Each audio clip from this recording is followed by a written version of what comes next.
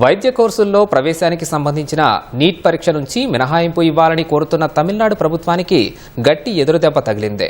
తమిళనాడుకు నీట్ నుంచి మినహాయింపు సహా 12వ తరగతి మార్కులను జోడించేందుకు అనుమతి ఇవ్వాలని రాష్ట్ర అసెంబ్లీ ఆమోదించిన బిల్లును రాష్ట్రపతి ద్రౌపది ముర్ము తిరస్కరించారు.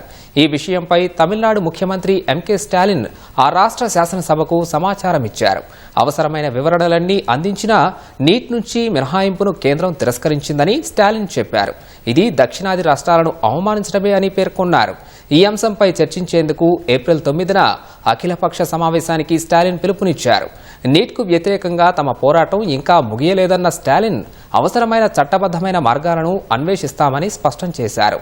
నీట్పై తమిళనాడు సహా బెంగాల్, బీహార్ వంటి రాష్ట్రాల్లో వ్యతిరేకత ఉంది. ధనిక విద్యార్థులకు నీట్ లబ్ధి చేకూరుస్తుందని, ఉత్తీర్ణత సాధించలేక పేద విద్యార్థులు ఆత్మహత్య చేసుకుంటున్నారని తమిళనాడు వాదన. 12వ తరగతి మార్కులను అడ్మిషన్ ప్రమాణాలుగా చేయడం వల్ల సామాజిక న్యాయం జరుగుతుందని ఆ రాష్ట్రం చెబుతోంది. పరీక్ష నిర్వహణ సరిగ్గా లేక ప్రశ్నాపత్రాల లీక్లు జరిగాయని గుర్తు చేసింది.